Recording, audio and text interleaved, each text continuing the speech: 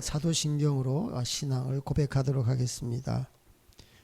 하나님을 믿사오며 그 외아들 우리 주 예수 그리스도를 믿사오니 이는 성령으로 잉태하사 동정녀 마리아에게 나시고 본디오 빌라도에게 고난을 받으사 십자가에 못 박혀 죽으시고 장사한 지 사흘 만에 죽은 자 가운데서 다시 살아나시며 하늘에 오르사 전능하신 하나님 우편에 계시다가 저리로서 산자와 죽은 자를 심판하러 오시리라.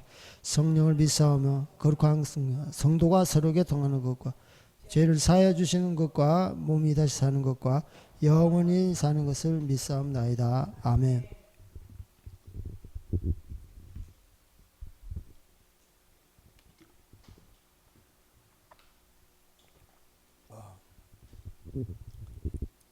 우리 말씀 고린도전서 16절부터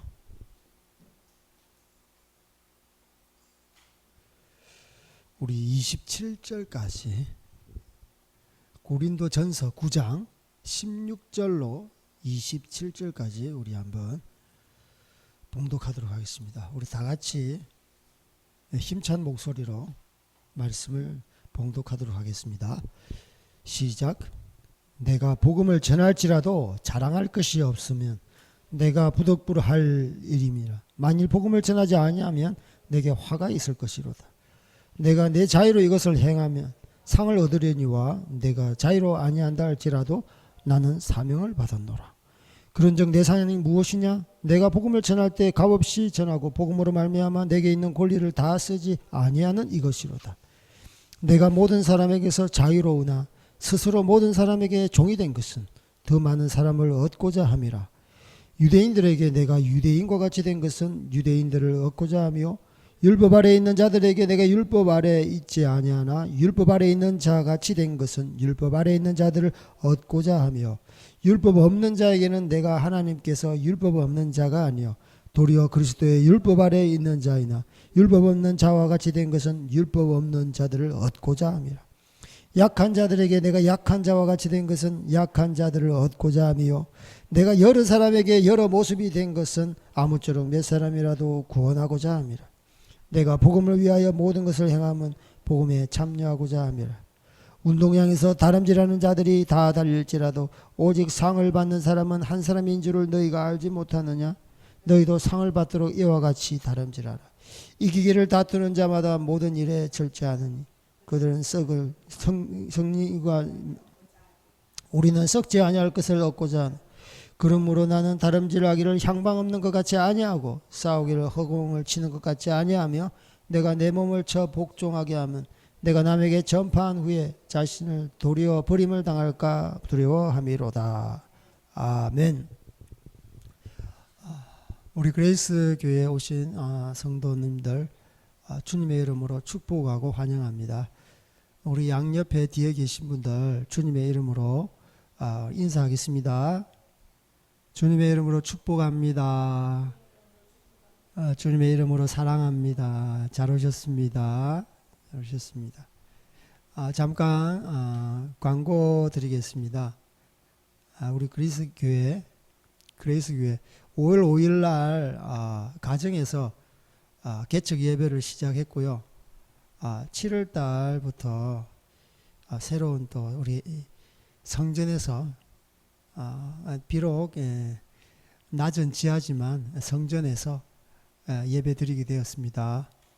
예배 시간은 주일날 10시 반부터 시작하고요. 그리고 오후 예배도 있습니다. 오후 예배는 이제 기도회 형식으로 예배가 이렇게 진행되고 있습니다. 오후 예배는 1시 반부터 예배가 시작됩니다. 그리고 금요 기도 예배 있습니다. 금요 예배도 기도회식으로 1시간 기도하고 말씀 나누고 그래서 또 함께 기도하는 또 시간을 가지고 있습니다.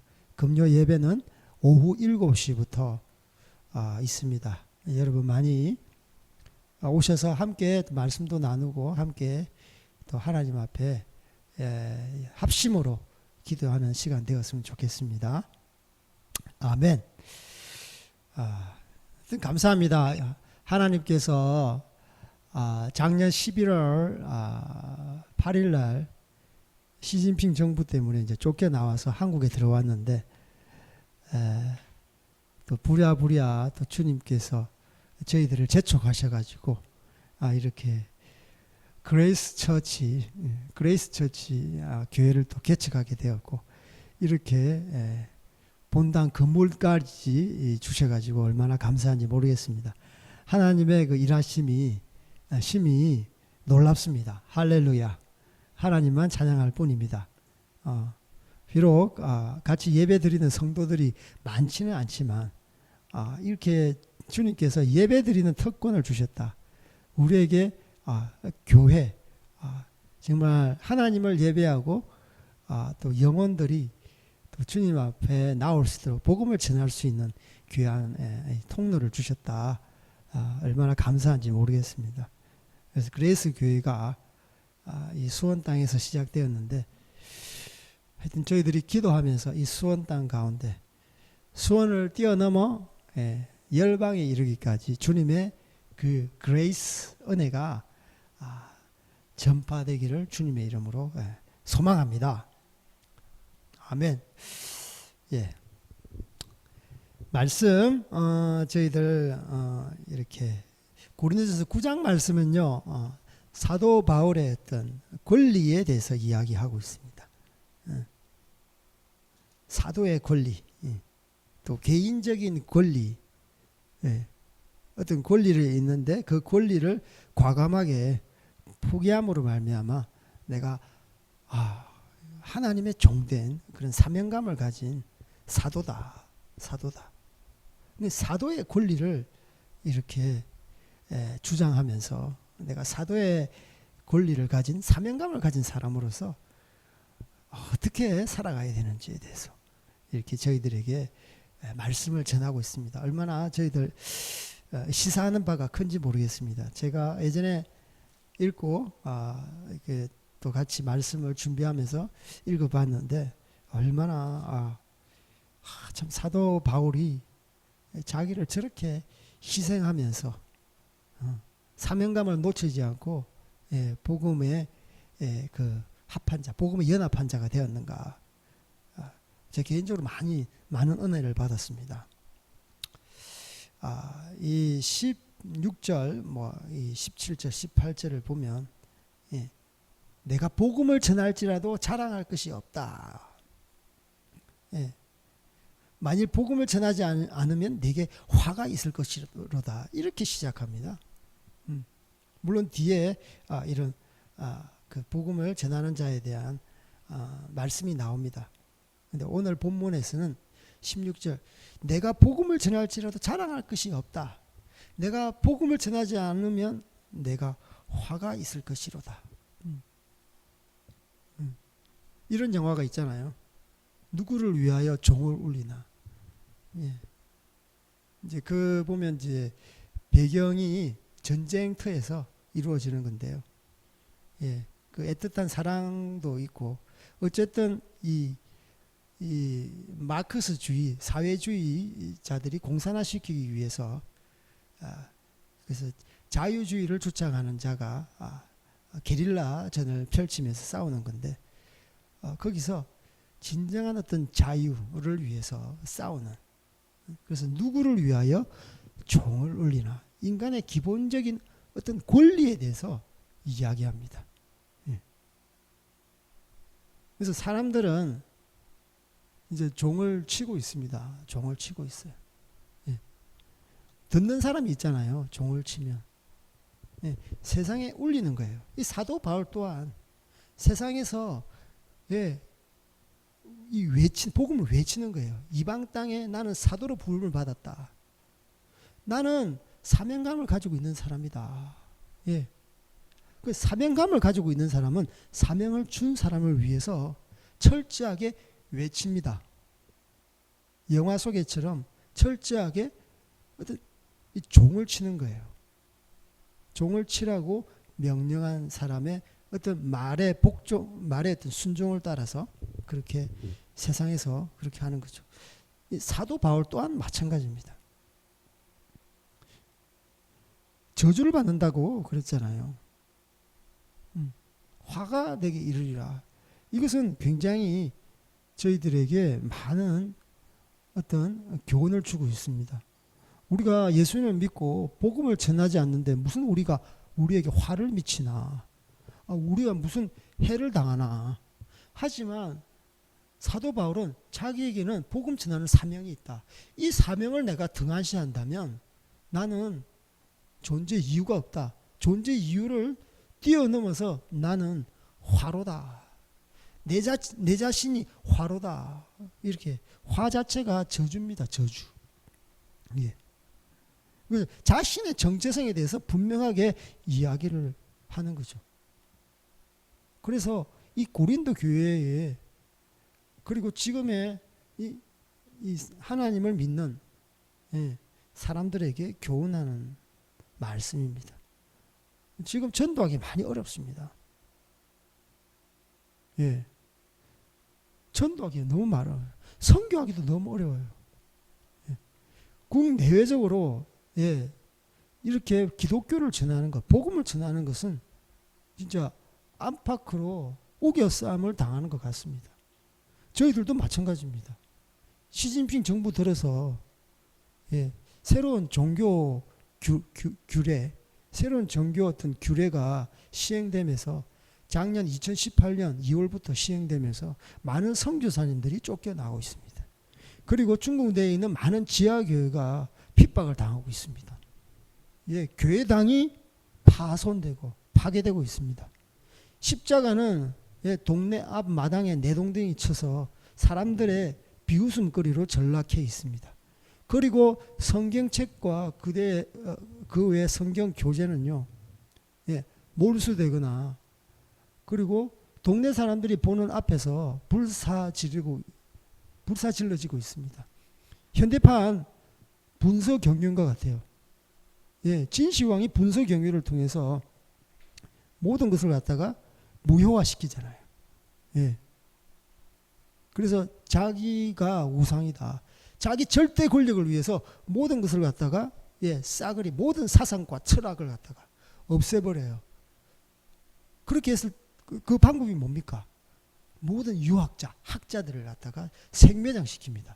그것과 함께 그 학자들이 그 집필한 모든 책과 모든 하여튼 저술한 그런 것들을 갖다가 똑같이 불에 태우고 생매장시키는 거예요.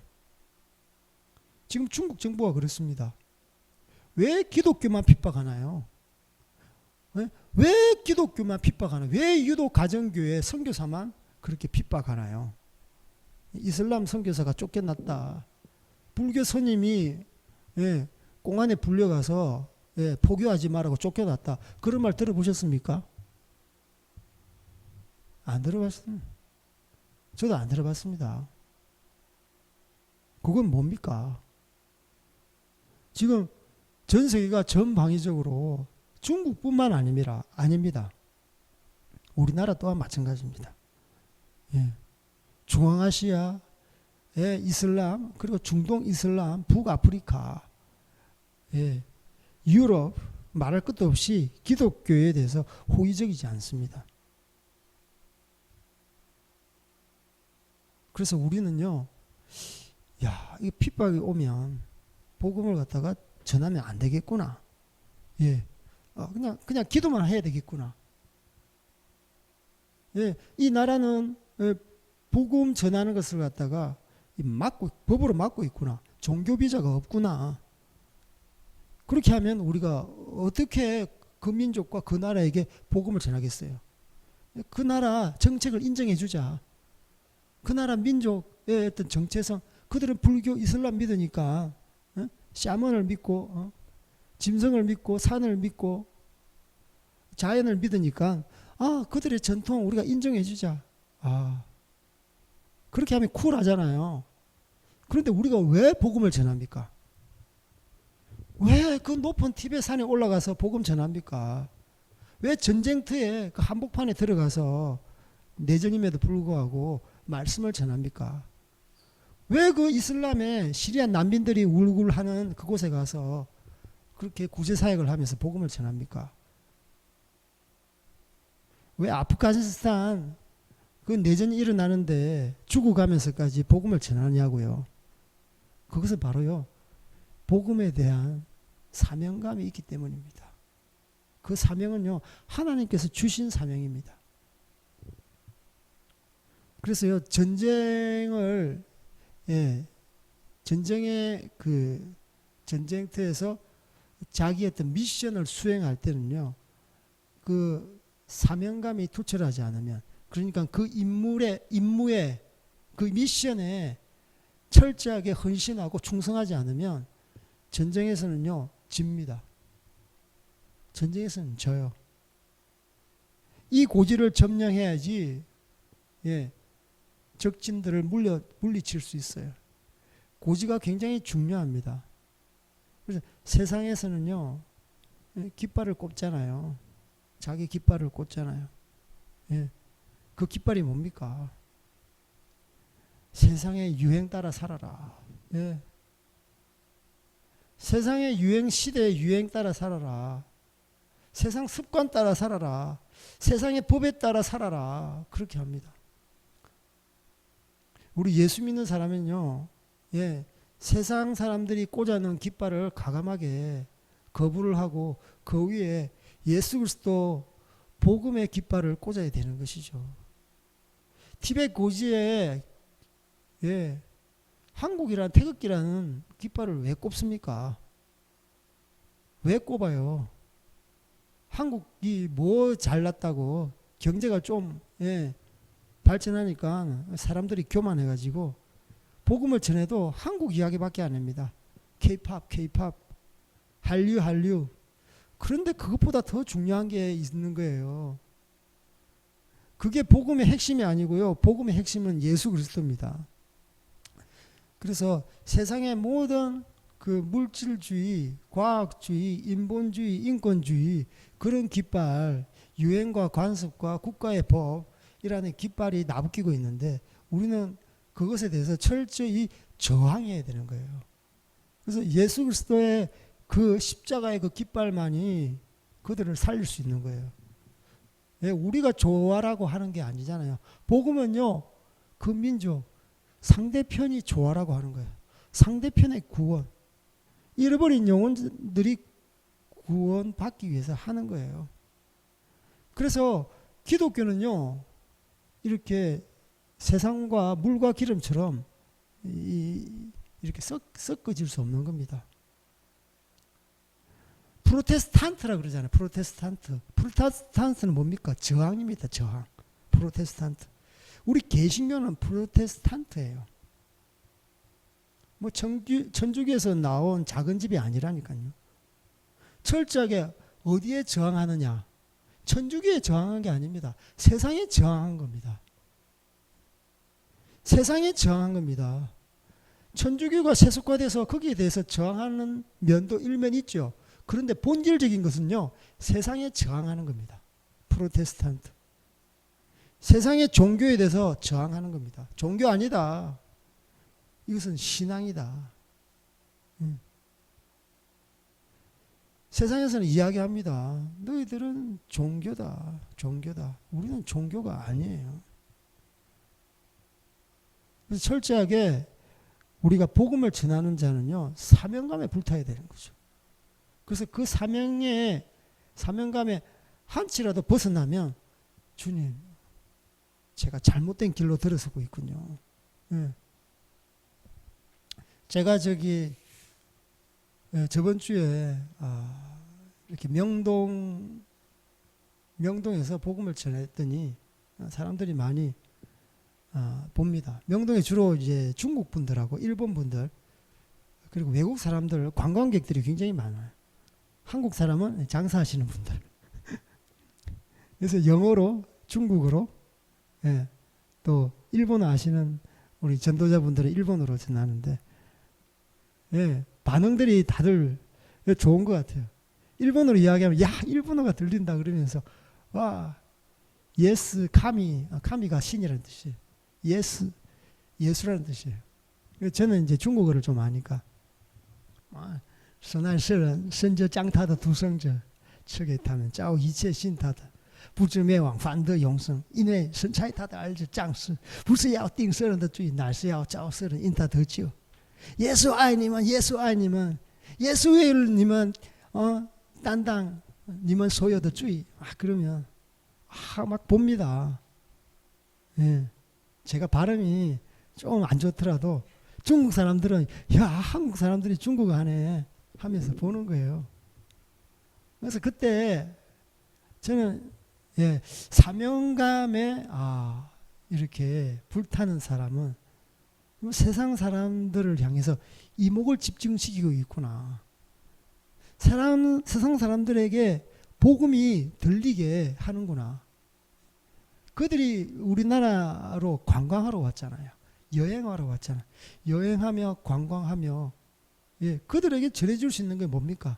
우리의 선물은 복음이라는 선물입니다. 화장품 아니에요. 맛있는 불고기가 아니고요. 우리에게는 사명을 지닌 사람에게는 복음이라는 정말 고귀한 생명입니다. 그리고 저번에는 제가 저기 강남에 복음을 전했는데 복음을 막 전하고 있으니까 어떤 한국 사람이 와가지고 빵하고 그 음료수하고 저한테 주는 거예요. 복음 전하는데 힘드신데 이거 먹고 하시라고. 복음 전하는 자 입에 망을 씌우지 않구나. 복음 전하는 자 입에 망을 씌우지 않구나. 여기 요 앞에 이런 말이 있습니다. 14절에 보면 복음 전하는 자들이 복음으로 말미암아 살리라. 그리고 그 위에는 성전에서 일하는 이들이 성전에서 나는 것을 먹으며 제단에서 섬기는 이들이 제단과 함께 나누는 것이, 이런 것에 대해서 이야기하고 있어요. 13절 14절. 그래서 복음 전하는 자는 복음으로 말미암아 사는구나. 야, 일하는 소에게 망을 씌우지 말라. 그래서 복음을 막 전했더니 입에 먹을 것이 들어오는 거예요. 그리고 우리 다른 전도자분은 초콜릿도 주시고, 얼마나 좀 지치고 힘들게 보였으면 그랬겠나 싶기도 하지만, 아무튼 중요한 것은 복음 전하는 것은 복음으로 말미암아 살리라. 얼마나 감사한지 모르겠어요. 그래서 사도 바울은요,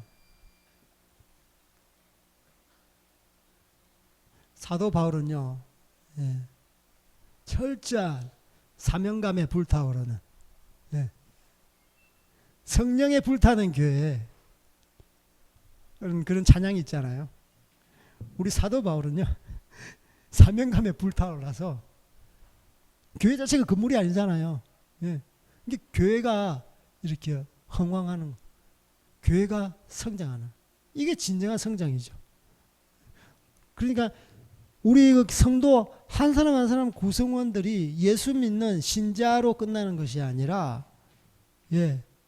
사명감에 불타는 성도로 다시 한 단계 업그레이드 해야 된다는 것이죠.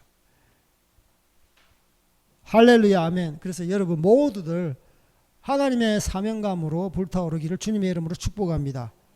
복음을 전하지 않으면 화를 받는다. 그래서 여러분 가운데 내가 정말 화를 받지 않기 위해서 하나님의 복음에 사로잡힌 자로서 살아가는 여러분 되기를 주님의 이름으로 축복합니다.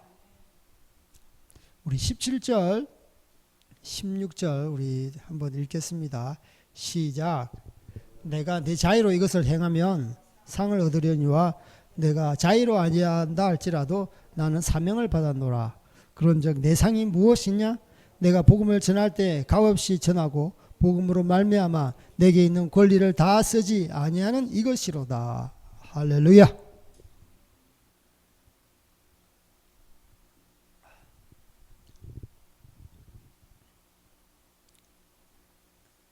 복음을 전하는 것에 대해서 말씀할 때 상을 얻으려니와 상을 얻는 것에 대해서 사도 바울은 이야기하고 있습니다. 그리고 사명에 대해서 이야기할 때 나의 자의로 하지 않는다. 예. 자기의 뜻이 아니다. 예. 나의 어떤 열심으로 이 사명감은 오지 않았다. 나의 사명은 어디서 왔나? 주님께로부터 왔다. 나의 뜻으로 오지 않았다는 거예요. 예. 복음 전하는 사명, 나의 어떤 인생의 경험 때문에, 인생의 경험이 성공해서 실패해서 그 경험으로 말미암아서 온 어떤 사명감이 아니라는 것이에요. 세상 사람들의 사명감은 뭡니까?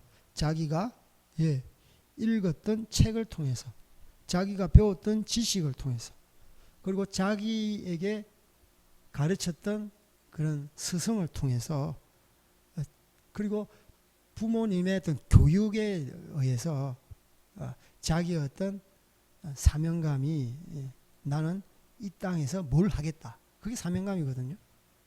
예. 나는 이 땅에 살면서 어떤 사회에 공헌을 하겠다. 이런 것들 사명감은 다 자의적인 사명입니다. 자의적인 사명입니다. 예.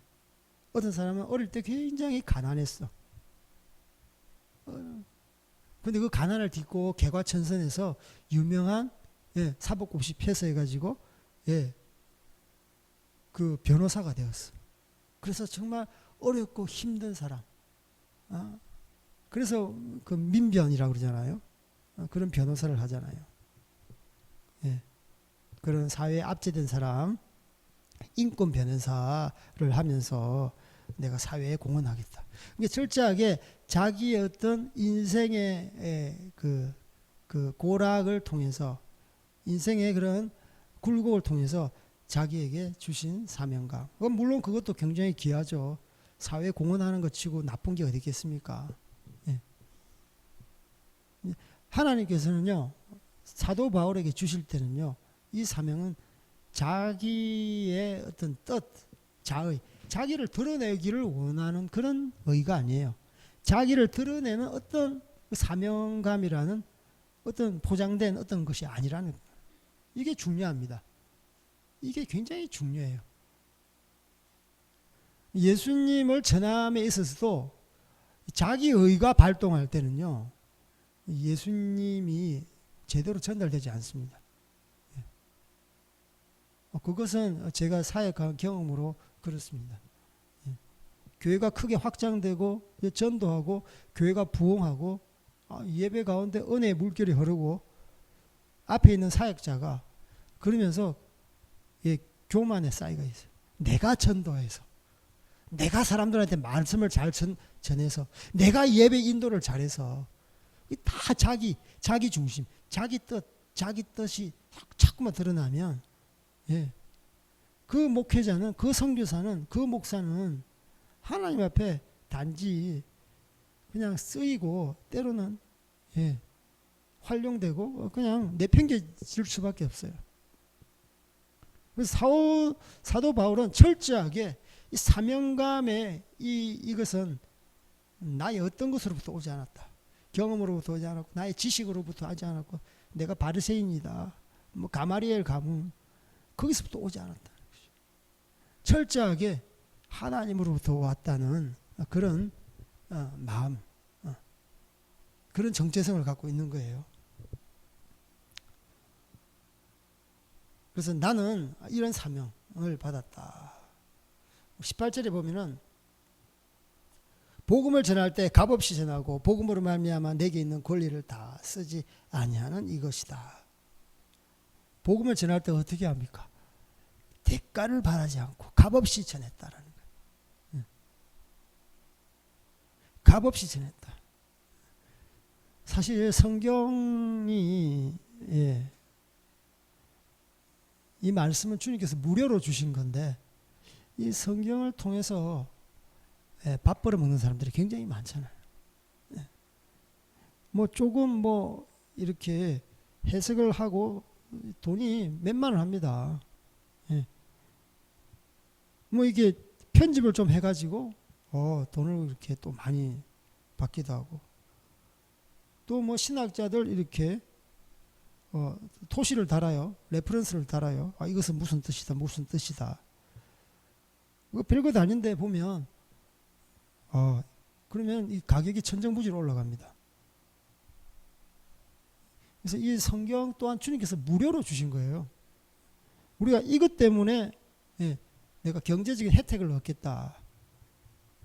그래서 여러분 복음 전할 때 성경을 무료로 주세요. 무료로 주세요. 어떤 분들은 이야기해요. 너 예수 믿었으니까 성경 네 돈으로 사라. 그 이제 갓 믿는 초신자한테 그렇게 하면 안 되죠. 하나님 말씀은 그냥 무료로 주는 거예요. 값 없이 주는 거예요.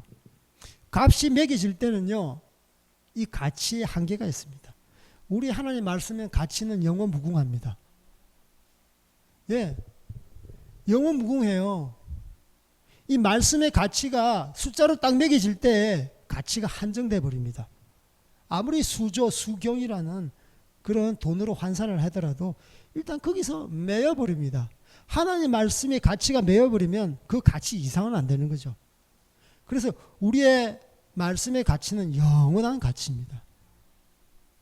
이 인생, 이 이생의 가치를 떠나서 내생의 영원한 가치. 하나님 말씀은 불변하지 않고 영원 무궁하다고 성경에서는 말씀하지 않습니까? 그래서 복음을 전하는 자 뭘 전합니까? 하나님 말씀을 전하는 거예요. 예수님을 전하는 거예요.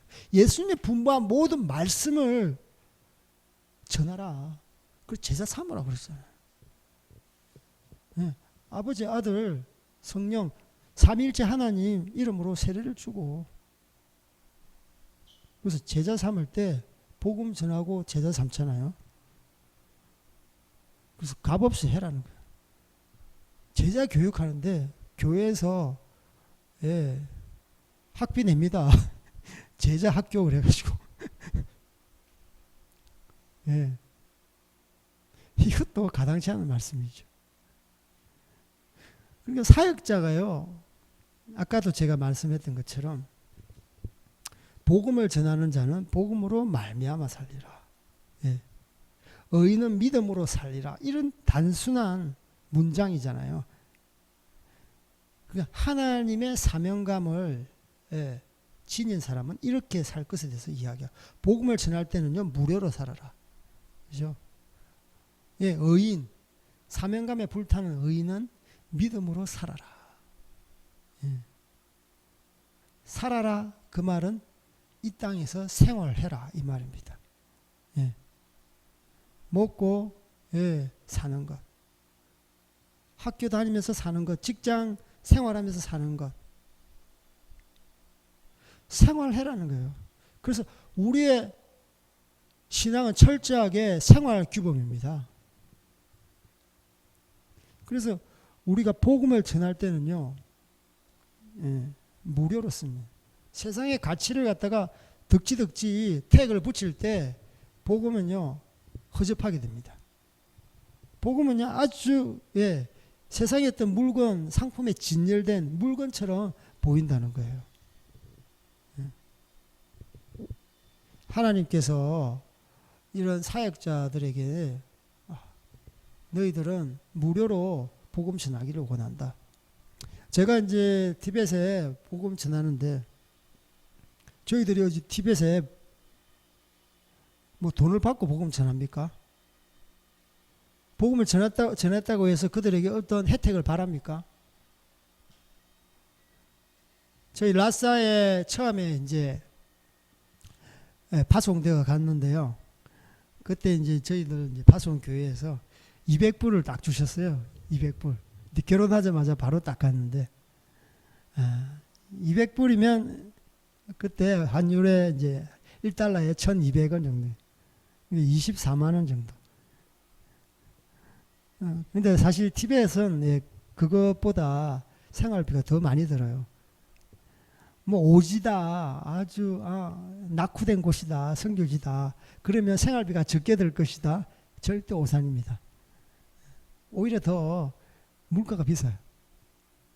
그 당시 택시비만 하더라도 한번 택시 타면 10원입니다. 10원. 런민비, 이게 중국 인민폐 10원인데 뭐 우리나라 돈으로 1,800원 그랬어요. 예. 2000년도에 1,800원 엄청나게 큽니다. 그래서 200불로는 생활이 불가능한 거예요. 그래서 우리가 어떻게 돈에 기대어서 복음 전할 수 있겠습니까? 돈에 기대어서 선교 사역 할 수 있겠습니까? 그래서 주님께서 의인은 믿음으로 살리라. 예, 복음 전하는 자는 복음으로 말미암아 살리라. 이 말씀 붙들고 예, 저희들은 무료로 복음을 전했어요. 그랬더니 주님께서는 매달 저희들의 지갑을 채워주셨어요. 조그마한 이렇게 지갑이 있었는데 그 지갑이 다른 말로 일명 마르지 않는 셈이었어요. 마르지 않는 셈. 진짜 돈이 딱 필요하면 그때 막 이렇게 땅에서 솟아나는 셈처럼 막 하나님께서 마술을 부리시는 것 같아. 와, 또 돈이 생겼네요. 예. 제가 또 은행에 입금을 하기 위해서 그달 생활비를 갖다가 4천 하여튼 뭐 200원인가요? 그걸 딱 뽑아가지고 중국은행에서 뽑아가지고 우리 집 근처 건설은행에 딱 입금하러 갔는데 줄을 서서 이제 이렇게 기다렸거든요. 제 차례가 되어서 입금하려고 딱 은행원하고 딱 마주했는데 호주머니에 딱 손을 넣으니까 그 돈이 없는 거예요. 멘붕. 예, 한 달 생활비인데 4,200원. 우리 와이프한테 뭐라고 말하지? 한 달 동안 우리가 어떻게 살지? 그런데도 주님께서는 그달 마르지 않는 샘이 확 열리는 거예요. 할렐루야. 그때 참 이렇게 마음으로도 어려웠는데 하여튼 티벳에 좀도둑들이 많더라고요. 예. 그래서 복음을 전하는 자는 복음으로 살리라. 예. 그래서 값 없이 복음을 전해야 되는 거죠. 제가 지금까지 선교 지역에 있으면서 돈 때문에 저는 걱정 안 했어요.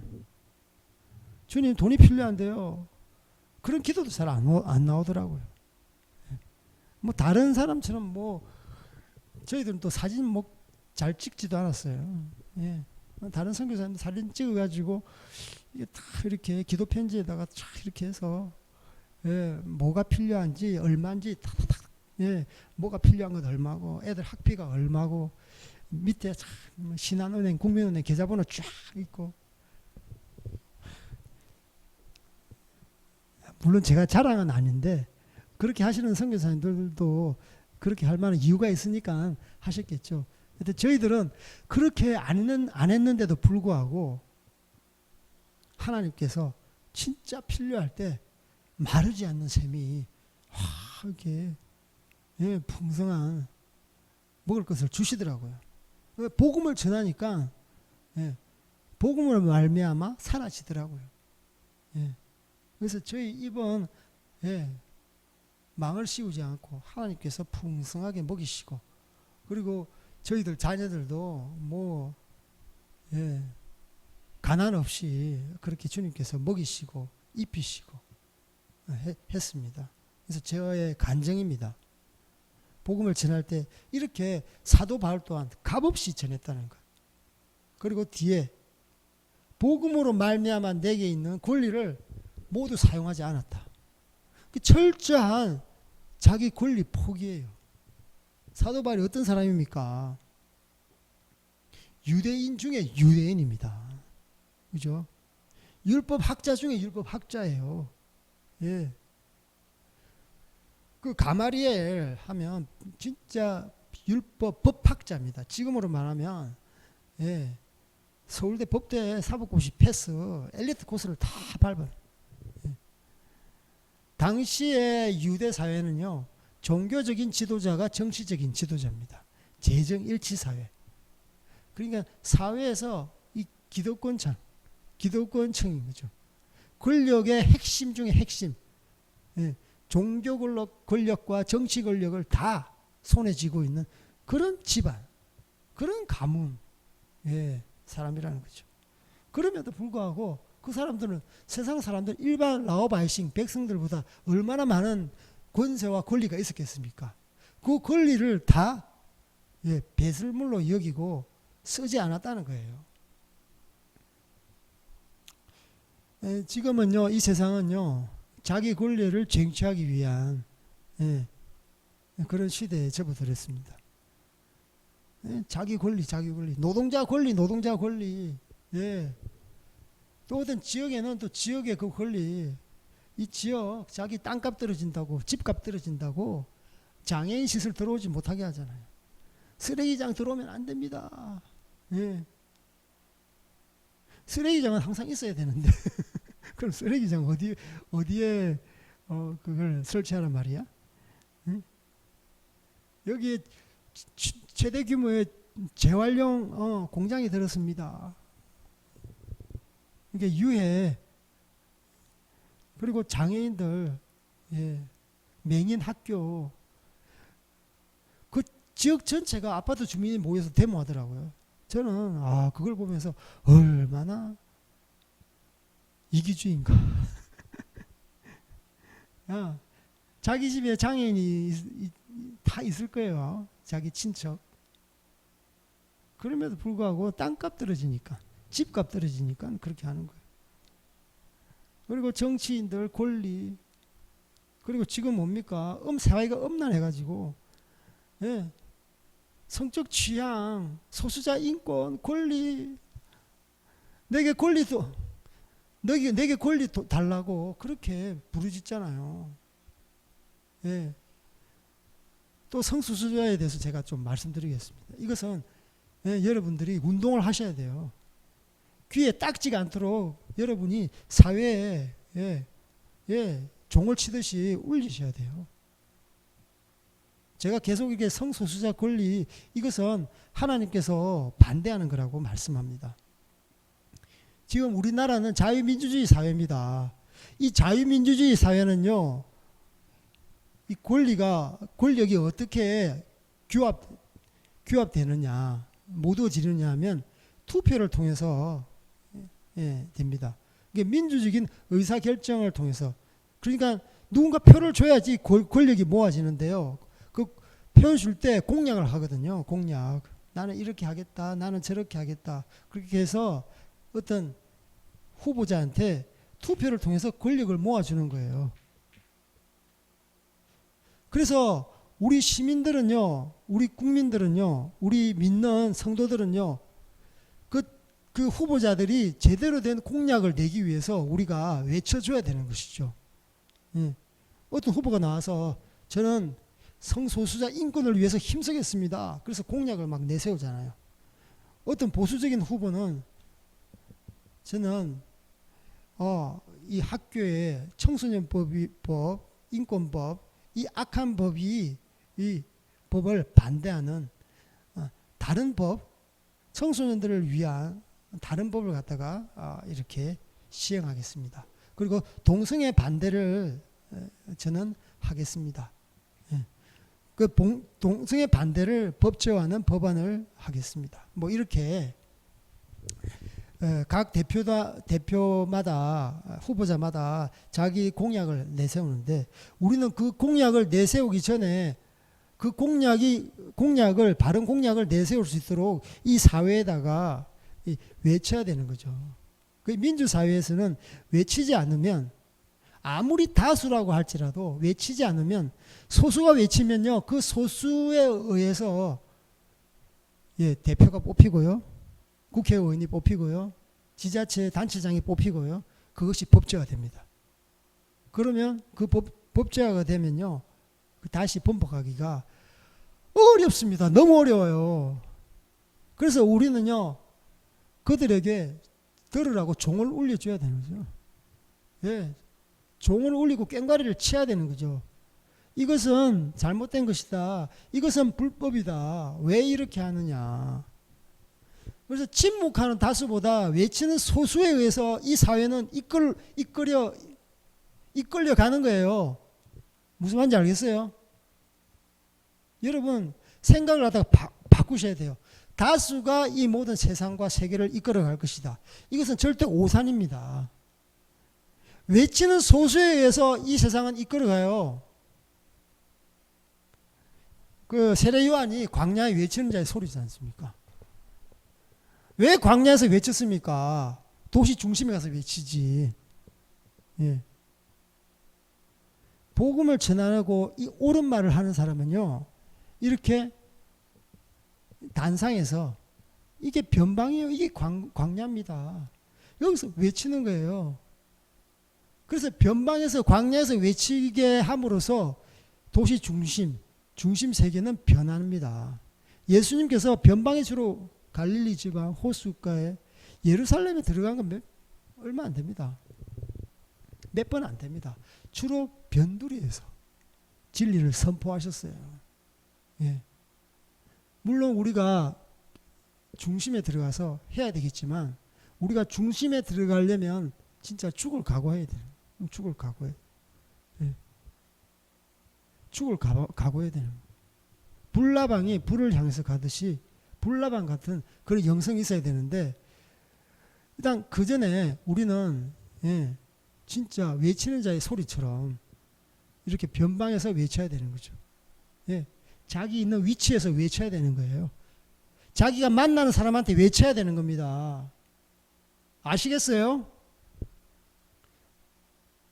할렐루야. 그래서 이 민주사회에 사람이라는 게 이 민주사회에서 소수가 이끌어간다. 그래서 소수가 악한 길로 이끌어가면 모든 것이 악한 길로 이끌려가는 겁니다. 악한 시스템을 그들이 만들고 법제화시키는 거예요. 그러면 저희들이 아무리 뭐 내 혼자 그냥 선하게 살지 어렵게 살지 그게 안 된다고요. 이 사회 시스템 악한 시스템을 우리가 계속 부르짖어야 되고 그걸 통해서 사회 구원과 개인 구원, 영혼 구원이 함께 일어나는 것입니다. 아멘. 자유는요, 이 하나님께서 우리에게 자유를 주셨는데 이 자유는 공기와 같아요. 이 보편적으로 이 모든 세계에 산소가 있지 않습니까? 산소가 없으면요 살기가 곤란해요. 산소가 미약하면요 살기가 굉장히 곤란하다고요. 이 티베트 지역 특히 고산 지역에는요 산소가 부족합니다. 이게 산소 때문에 산소 호흡기 막 끼고 그러잖아요. 산소통 가지고 오고 집에 산소 발생기 막 돌리고 막 그러잖아요.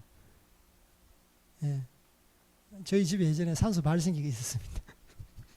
근데 제대로 사용하지는 못했는데 하여튼 산소 발생기 돌리고 산소 호수 코에 꽂고 산소 그 부탄가스처럼 생긴 산소통 들이마시고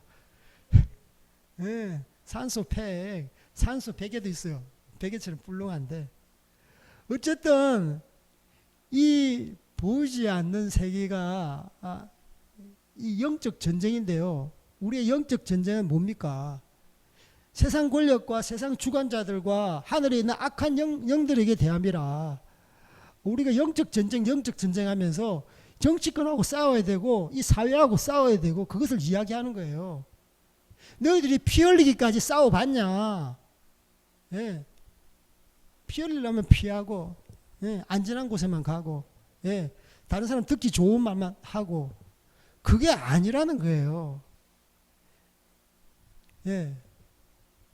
그래서 정말 자유라는 산소가 중요합니다. 여러분 자유롭게 외쳐야 돼요. 누가 자유롭게 못 외치게 이렇게 성소수자를 법제화해가지고 성소수자를 혐오하는 발언을 하면 감옥에 가둬버린다. 성소수자 합법화 시키잖아요. 동성애 합법화 시키잖아요. 동성애 결혼 주례를 꼭 해야 됩니다. 그런데 하지 않으면 벌금을 내거나 쇠고랑을 채워서 감옥에 가두잖아요. 어떤 제과점 빵집에는 성소수자 동성애자를 위해서 우리 동성애 커플 결혼 축하 케이크를 만들어 달라. No 안 한다 그랬더니 벌금 내게 하고 벌금도 엄청나더라고요. 그런 불이익을 당합니다. 우리가 법제화 되면. 성소수자가 뭡니까? 여러분 게이, 레즈비언, 그리고 그 성전환 수술한 사람, 그리고 양성애자. 예. 이 사람은 뭐 여자도 좋고 남자도 좋고. 그래서 동성애자, 성소수자, 그리고 뭐 취향도 희한해요. 동물들하고 성관계를 가지고. 그리고 저기 뭐야, 또 이런 사람들은 어린애를 좋아해요. 소아 성애자. 또 이런 사람들은 노인만 좋아해요. 노인 성애자. 그리고 성도 두 가지 성만 있잖아요. 자기들은 사회적 성이 있대요. 사회적 성은 50가지 이상입니다. 동성애자 반대를 하셔야 돼요. 성소수자 인권은 없는 거예요. 그들은요, 성중독자입니다. 성중독자예요. 예. 음란을 뛰어넘어서 성중독자라니까요. 신명기 말씀에 26장 보니까, 예, 근친상간에 대해서도 나와요. 수간에 대해서도 나와요. 왜 그렇게 낯뜨겁게 하나님께서는 디테일하게 아주 적어놨는지 읽을 때 같이 성도들하고 읽지도 못하겠어. 왜 우리 하나님께서 너희들이 낯뜨거워라고 이렇게 한 것이 아니에요. 왜 우리 하나님께서 그런 것까지 아주 세세하게 기록했느냐. 하나님은 그만큼 성이 타락하는 것에 대해서 싫어하시는 거예요. 예. 음란을 진짜 몸서리치도록 우리 하나님께서는 싫어하시는 거예요. 그래서 너무너무 자세하게 했어요. 뭐 아빠의 아버지의 아내를 하지 마라. 장모와 뭐 하지 마라. 이런 말 들을 때 우리 장모님하고 이 성경을 읽으면 얼마나 낯뜨거울까. 예. 우리 자녀가 예. 그러니까 하나님께서는요 너희들이 거룩하기를 원한다. 특히 성적으로 거룩하면 다른 것 다 거룩할 수 있다라고 하는 거예요. 성으로 음란하잖아요. 그러면 다 마약 중독, 술 중독, 정신적인 그 뭡니까? 정신적인 혼란, 제정신이 아니에요. 그런 사람. 사고 자체도 굉장히 보편적이지, 일반적이지 않습니다. 정상적이지 않아요. 사고 자체도. 여성 동성애자를 레즈비언이라고 하는데요. 그 남성 동성애자보다 여성 동성애자가 에이즈가 많지 않습니다. 그런데 그들이 여러 가지 병으로 고생하고 있어요. 왜 그런지 아세요? 그들은 여자만 좋아하는 게 아니에요. 레즈비언은 여성 동성애자인데요. 그들은 대부분 양성애적인 성향을 갖고 있어요. 그래서 레즈비언을 조사했더니 대부분 60% 이상이 양성애자라고 그러잖아요. 그래서 그들은 사실 동성애자가 아니라니까요. 성중독자, 음란은 잘하니까요. 남자 동성애자들은 95% 이상이 에이즈 환자, 에이즈 환자라고 그러잖아요. 에이즈 환자는 남자 동성애를 통해서 많이 발병합니다. 그래서 동성애자들은요, 평균 수명이 20에서 30살이 기대 수명이 낮아요. 이게 빨리 죽는다니까요. 여러 가지 여러 가지 병을 통해서 빨리 죽고, 그리고 심리적으로 굉장히 약해요. 자기 연민, 우울증, 여러 가지 정신적인 질병에 노출되어 있습니다. 그리고 보세요. 남자 동성애자 보니까 학문에다가 이게 선교를 하잖아요. 학문 선교를 하잖아요. 그러니까 변실금, 관략근이 한번 이렇게 늘어나면요, 다시 원상 회복이 잘 안 된다고. 원상 회복이 안 돼요. 관략근이. 그러니까 변실금, 똥이 새는 거예요. 대변이 샌다는 겁니다. 좋은 말로. 대변이 셉니다. 그러니까 어린애들 기저귀 차는 거 어른이 차는 거예요. 예. 하기스 해야 된다는 거, 하기스. 예. 웃을 일이 아니래. 그러니까 삶의 질, 삶의 질이 중요하잖아요. 아프지 않고 90살, 100살까지 살면 얼마나 좋아요. 골골해서 70, 80 사는 게 좋아요. 삶의 질이 중요합니다. 그러니까 30대, 40대부터 변이 쭉쭉 새요. 예. 그러니까 저기 월스트리트 금융가에 그렇게 돈 잘 버는 사람이 동성애자가 변실금 때문에 자살하잖아요. 삶의 질이 안 좋으니까, 나쁘니까, 계속 자기가 학대하고 자기 정신적으로 불안정하고 정신적인 질환, 그것을 회피하기 위해서 마약에 손을 대고 술에 손을 대고 중독 환자로, 그러니까 음란하면요, 다 그냥 중독돼 버리는 거예요. 음란해서 그냥 이 한계가, 이 제한된 이 경계가 열려버리면 다 수용하는 거예요. 다 수용하는 거예요. 그래서 여러분, 외치셔야 돼요. 이 악의 시스템이 일단 잡혀버리면 여러분들은 악의 시스템이 안에서 여러분이 복음을 전하면 바로 감옥에 들어갑니다. 바로 벌금 냅니다.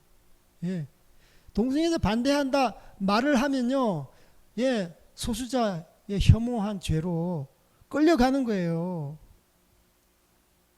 물론 그때 가서도 해야 되겠죠. 그런데 하기 전에 열심히 하셔야죠. 많은 세계 기독교, 영국 기독교, 유럽에 있는 기독교, 특히 동성애가 합법화된 그런 나라에서 통탄을 합니다. 통탄을 합니다. 목숨 걸고 반대하는 그렇게 목소리를 내야 되는데 왜 그때는 그렇게 못했을까? 그래서 한국에 와서 강단에 서서 설교하고 그렇게 강의를 하잖아요. 한국이 최후의 보루다. 여러분, 이 동성애가 합법화되면요, 다 열립니다. 이 소수자 인권, 이 법이 법조화되면 모든 게 다 열립니다. 쓰나미처럼 다 열립니다. 본물이 터지듯이 본물이 터집니다. 그러면 있는 모든 가옥과 모든 농가 밭이 물에 잠긴다는 거예요. 본물이 터지면 그 보에 있는, 그 댐에 있는, 그 저수지에 있는 물이 손살같이 우리의 삶의 터전을 갖다가 엄습하는 거예요. 그래서 우리는 동성애만을 우리가 반대하는 것이 아니라 그 동성애라는 그 보의 문을 열지 못하도록, 음란이 이 땅 가운데 들어오지 못하도록, 음란 자체가 법조화되지 못하도록 간통죄가 위헌이라고 그럽니다. 거기까지 우리는 못 막았어요. 이제는 그것의 전철을 밟지 말아야 됩니다. 지금 여러분 주변의 가정 보십시오. 이혼 집안이 너무 많습니다. 다 뭡니까? 바람 펴서 그런 거예요. 열심히 직장 생활하고 가정적으로 하면 누가 바람 피우겠습니까? 그러니까 이제는 너도 나도 여자도 바람 피워요. 예전에는 그래도 남자만 바람 피면 여자가 그래도 가정을 지키려고 했는데 요새는요, 여자도 너도 하냐 나도 한다. 가정 내팽개치고 자녀들은 어떻게 됩니까? 비행 청소는 이제 날아다니는 거예요. 비행하는 거예요. 가정을 떠나서 비행하는 거예요. 이게 부모가 제자리를 찾지 않으니까 가정이 깨어지는 시초가 어디입니까? 음란입니다. 우리는 간통죄가 이제는 위헌이라고, 이제는 자기 그냥 음란에 따라서 그냥 마음껏 살아가도 되는 그런 나라입니다. 서로 합의해서 그냥 성관계 가지면 이제는 누가 타치 안 합니다. 우리가 그런 전철을 밟지 않고 이제 동성애를 위해서 우리가 계속 반대하는 목소리를 내고 그 실상을 그 말을 해야 되는 거죠. 동성애는 선천적이지 않다. 동성애는 날 때부터 정해지는 것이 아니다. 후천적인 것이다. 그들이 왜 선천적으로 이 동성애는 낫다고 말하는 줄 아세요? 자기들의 도덕적, 윤리적인 공격을 받지 않기 위해. 거기서 자유롭고 싶어요. 나는 어쩔 수 없다. 나는 이렇게 좀 보편적인, 전통적인 그런 가정을 일구고 싶은데 나는 태어날 때부터 이렇다. 자기를 변호하는 거예요. 자기의 윤리적인 도덕적인 심판을 갖다가 이게 자유롭고 싶으니까 자기는 떳떳하고 싶은 거예요. 양심이 화인 맞았으니까. 예. 그러니까 그 법으로 변호하려고 그런 거예요. 법으로 자기의 앞에 바리케이트를 치려고 하는 거예요. 그래서 우리는 철저하게 반대를 하셔야 되는 거예요. 제가 계속 이렇게 반복하는 이유는요. 지금 우리 사회의 큰 이슈입니다. 예. 사실 복음도 전해야 되겠지만 이 사회 복음도 전해야 됩니다. 사회가 악에 물들면 안 됩니다. 아멘.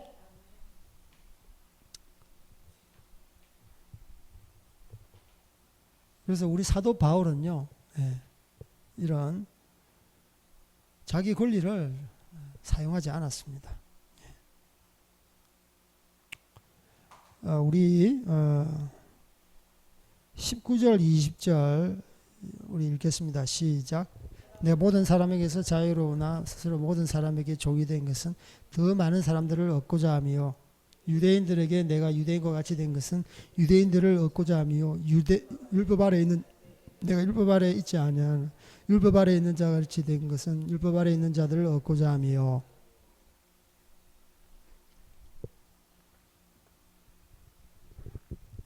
아무쪼록 몇 사람 구원하고자, 그 말씀은 22절에 있습니다. 아무쪼록 몇 사람이라도 구원하고자, 영혼 구원에 대한 그런 열정과 사명감에 불타오르고 있는 사도 바울을 볼 수 있어요. 예를 듭니다. 율법 아래에 있는 자에게는 내가 율법 아래에 있다. 율법 있는 자에게는 율법 있는 자 같이 된다. 헬라인에게는 율법이 없어요. 이방인들은 이방인들의 어떤 모습으로 다가가는 거예요.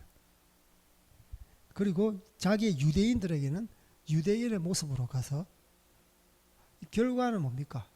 목표는 뭡니까? 아무쪼록 한 영혼을 얻기 위해서. 여기서는 자기를 변화시키는 겁니다. 카멜레온처럼, 카멜레온처럼 자기 생명을 보존하기 위해서 주변에 있는 색깔, 보호색을 띄어서 변화시키잖아요. 사도 바울은요, 한 영혼을 갖다가 구원하기 위해서는요, 자기의 모습을 변화시키는, 영적인 카멜레온 같은 영이 있는 거죠. 카멜레온 같은. 우리도 이런 좋은 것을 본받았으면 좋겠습니다. 자기 것을 고집했을 때는요, 하나님이 역사 안 합니다.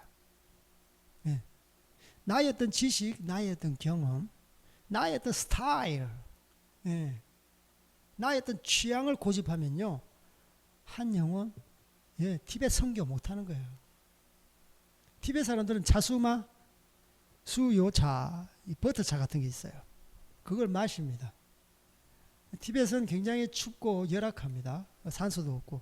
척박한 자연 환경 속에서 칼로리가 높은 버터차, 수유차를 마셔줘야지 그 열량이 있어야만이 그 척박한 환경에서 일을 할 수 있는 거죠. 근데 우리가 야, 커피 마셔라. 제가 또 선교 때문에 커피숍 사장까지도 했습니다. 티벳 사람들은 커피에 익숙하지 않아요. 나의 스타일, 핸드 드립 해가지고 쫙 해서, 야, 이거는 과테말라 커피야. 이거는 저기 뭐야, 만들링이야, 만들링. 제가 만들링 커피를 좋아합니다. 하여튼 이걸 줬다고 해서, 그분들한테는 감동이 없어요. 같이 수유차를 한번 들이켜줘야 마음이 확 열립니다. 왜 제가 수유차를 마십니까? 수유차 마시기 쉽지 않습니다, 여러분. 입에 갖다 이렇게 대보세요. 어떤 우리 단기팀은 밖으로 바로 나갑니다. 구토하는 거예요, 구토. 그래서 저희들이 이야기합니다. 수유차 마시는 것이 선교입니다. 수유차 10잔만 마시면 성령님께서 임재하십니다. 공갈 협박. 어떻게 하면 티벳 사람들한테 선교 잘할까? 그래서 수유차 마시고 인증샷을 날리세요. 이런 미션까지 주면서 어떻게 하면 우리가 그들에게 그들의 모습으로 접근할까? 그들의 입장에서 한번 서볼까? 예, 그들의 옷도 한번 입어보고, 그죠? 그들의 춤도 한번 춰보고, 그들의 먹는 야크 고기도 한번 먹어보고, 그들의 매일 마시는 수유차도 한번 마셔보고, 예, 그러면 예, 우리도 그 민족을 이해하게 되고, 티벳 사람 또한 우리 한국 사람 이해하게 되는 거예요. 그러면서 서로 마음이 열립니다. 마음이 열리는 곳에 하나님께서 역사하시잖아요. 네, 그때 이제 복음을 전한다든지 예수 영화를 보여준다든지 그렇게 접근하거든요. 그래서 사도 바울은요, 진짜 권리를 포기하는 거예요.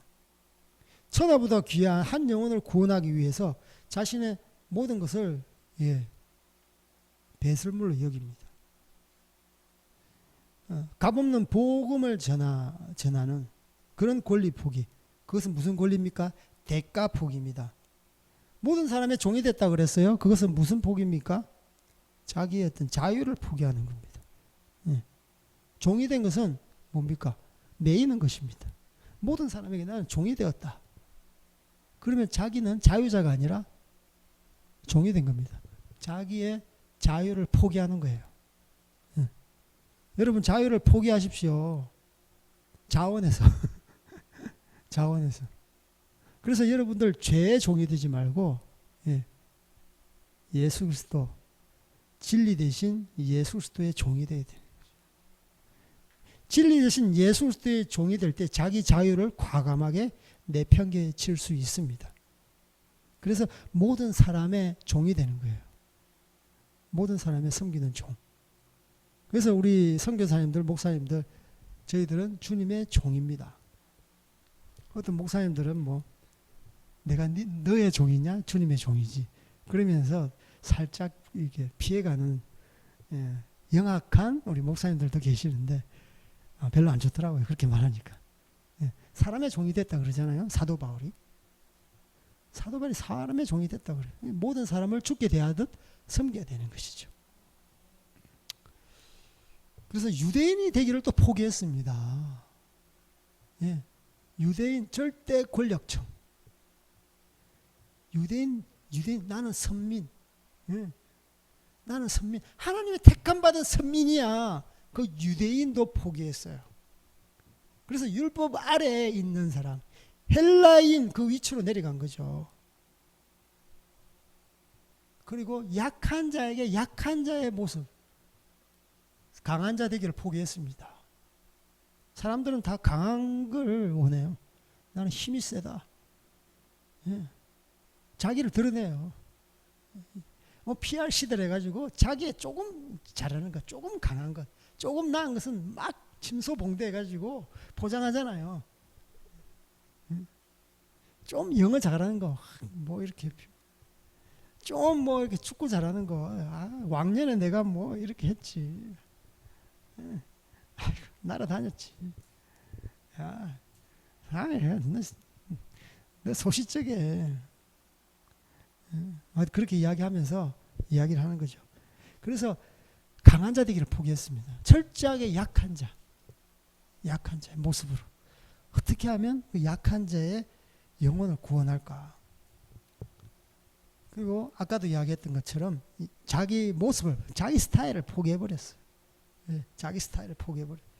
여러 사람에게 여러 모습이 된 것은 이야기합니다. 여러 사람에게 여러 모습이 된 것은 아무쪼록 한 영혼을 구원하기 위해서 자기 스타일 타파, 영적인 자기 스타일 적폐청산, 자기 스타일을 고수할 때 여러 사람들은 복음과 멀리 떨어져 나갑니다. 여러 사람에게 여러 모습으로 접근할 때 여러 사람들은 복음에 점점점 가까이 오는 것이죠.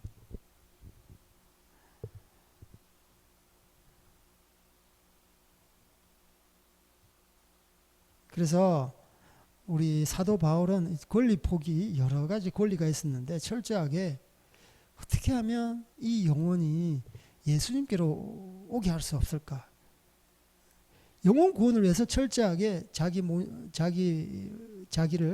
이렇게 변신을 하는, 진짜 팔색조와 같이, 카멜레온 같이.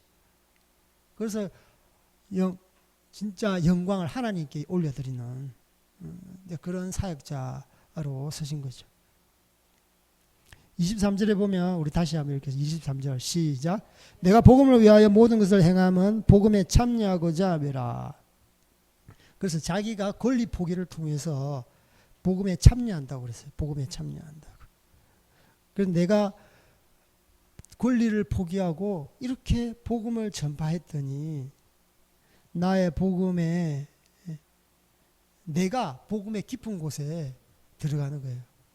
무슨 말씀인지 알겠어요.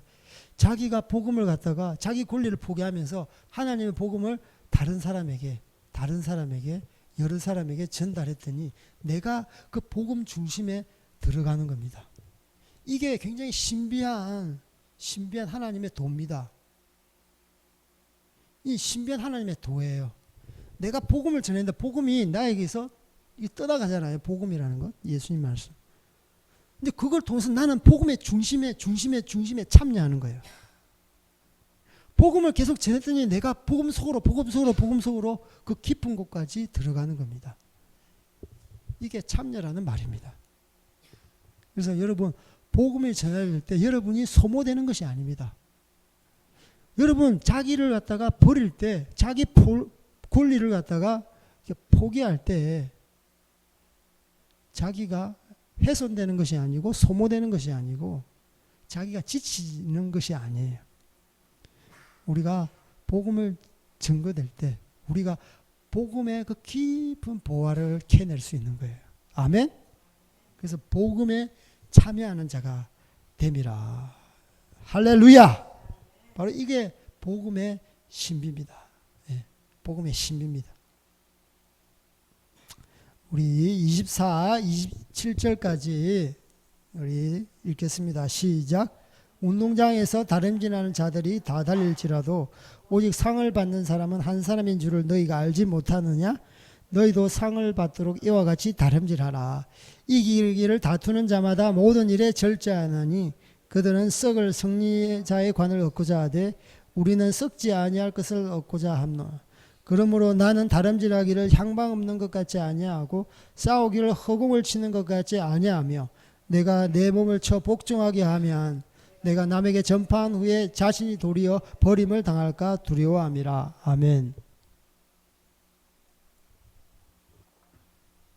여기서 자주 나오는 말이, 중복돼서 나오는 말이 다름질은 뭡니까? 이렇게 달리는 거예요. 예. 이렇게 비유를 들면서 달리는 자, 다름질하는 자가 상을 얻는데 어떻게 되느냐? 그 다름질하는 사람이 어떤 태도로 해야 되느냐? 다름질하는 자는 절제해야 된다. 예. 다름질하는 자는 향방 없이 하면 안 된다. 다름질하는 자는 철저하게 자기 욕구를 쳐서 복종해야 된다. 하늘의 상급을 위해서 다름질해야 된다. 세상 상급을 위해서 다름질하면요 경쟁에 휩싸입니다. 예. 경쟁에 휩싸여요. 지금은요 초경쟁 시대입니다. 그것도 다른 사람을 짓밟습니다. 예, 제 친구도 정말 수십 년 동안 몸담았던 직장에서 자기가 키웠던 제자와 같은 사람인데 자기가 직접 뽑았어요.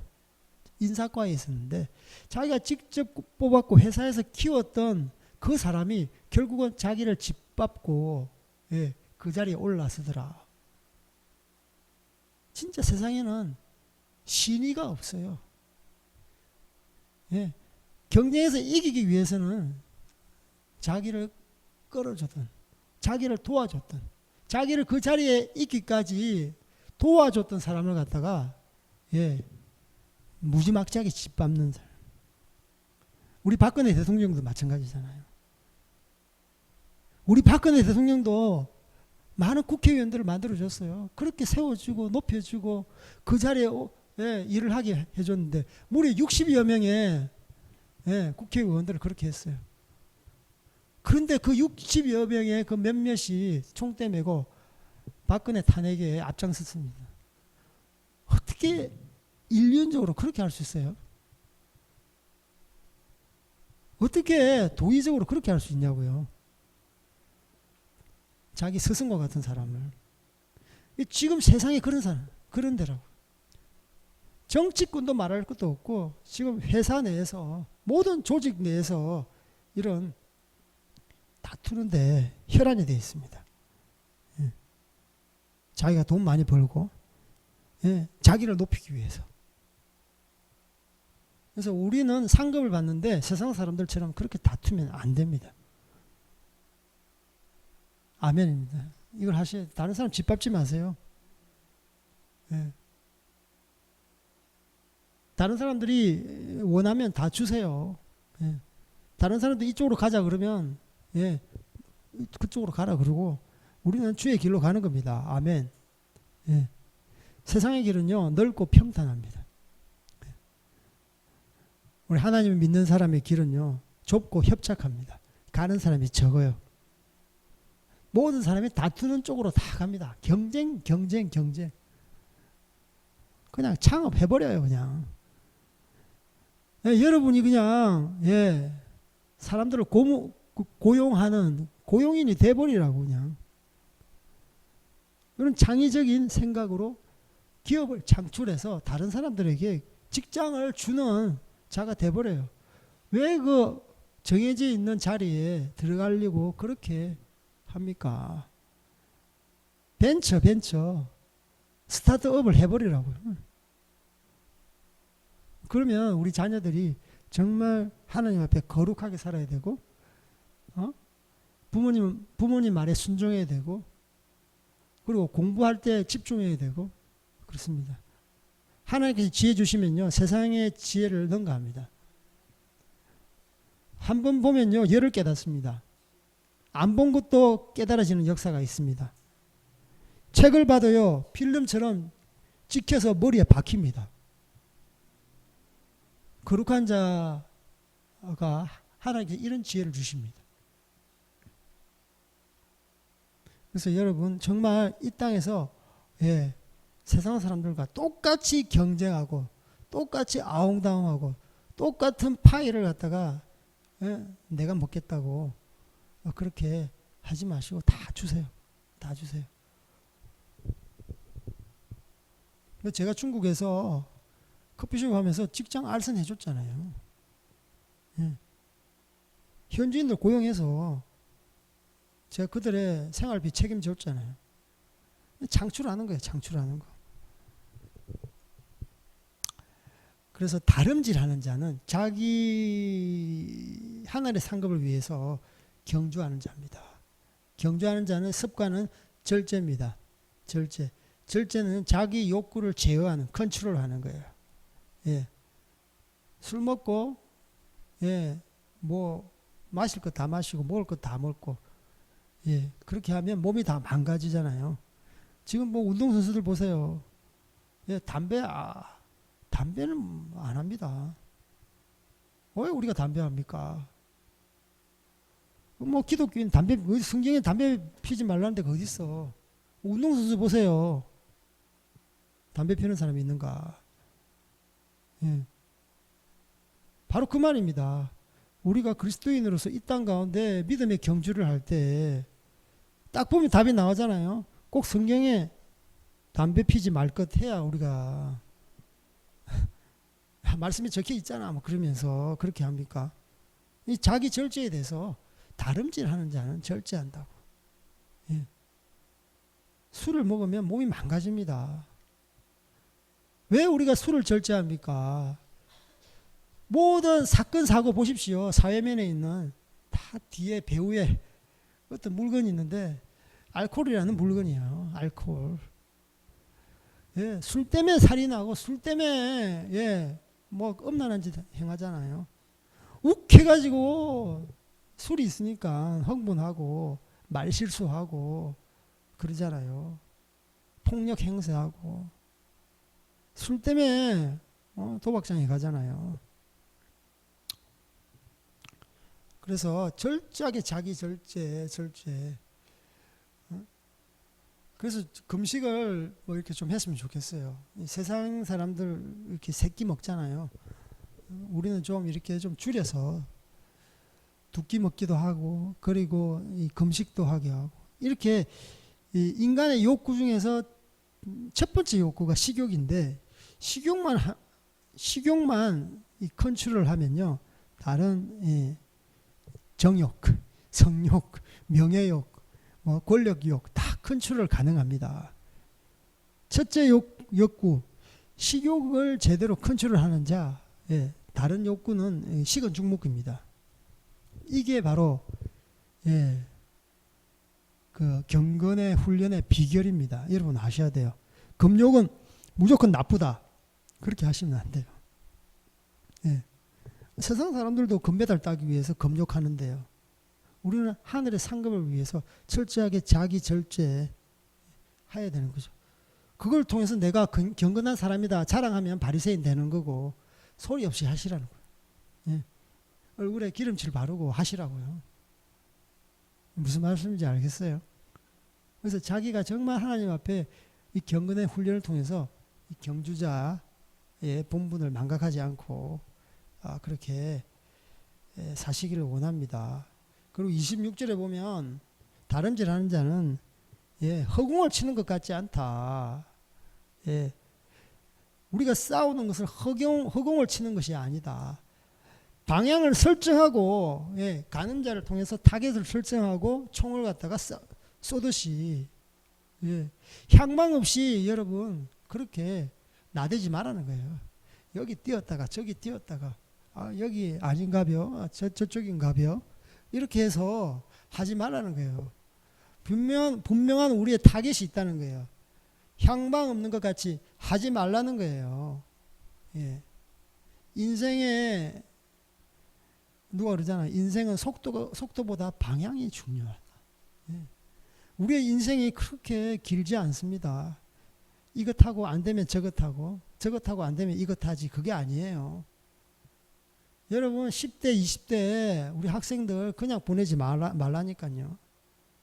한 개를 갖다가 타겟을 설정하고 거기에 매진하시라니까요. 허공치지 마세요. 허공치지 마세요. 이것도 헛되고 저것도 헛되고, 이 인생에 잡을 것이 없습니다. 우리가 잡을 것이 없어요. 딱 방향을 설정하고 하나님께 주신 그 방향, 내가 이것을 통해서 하나님의 사명감을 표출하리라, 하나님의 생명 그 복음이 선포되리라, 흘러가리라, 딱 이거 잡고 하십시오. 대학 가기 전에 이런 과 저런 과 잡으라 그러잖아요.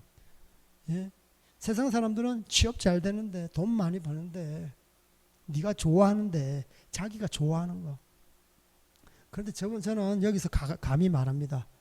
자기 중요한 것도 중요하지만 어떻게 하면 이 땅에 하나님의 영향력, 하나님 나라 확장하는데 제일 좋은 도구가 될까. 자기 취향이 좀 아니더라도 때로는 바뀌는 것도 괜찮아요. 하나님의 그 부르심과 자기의 어떤 원함과 일치되면 더 좋죠. 그런데 더 중요한 것은 하나님의 원하심입니다. 돈이 우선이면 취업 잘 되는 데 가야죠. 근데 우리는 그게 아니잖아요. 그래서 분명하게 우리의 향방, 우리의 표준은요, 그분의 복음이 전거되는 것, 하나님 나라가 확장되는 것, 하나님의 영광이 나를 통해서 드려지는 것입니다. 아멘. 우리 주변에 있는 성도들에게 이렇게 말했으면 좋겠어요. 향방 없이 살지 맙시다. 시작. 향방 없이 살지 맙시다. 허공치지 맙시다. 그래서 철저하게 자기 포기가 무엇인지 오늘 배웠습니다. 자기 권리 포기가 무엇인지 배웠어요. 제가 다른 말씀도 많이 준비했는데 오늘 이 정도 하고 마치겠습니다. 우리 기도하겠습니다. 하나님 아버지 감사합니다. 저희들 오늘 또 귀한 사도 바울을 통해서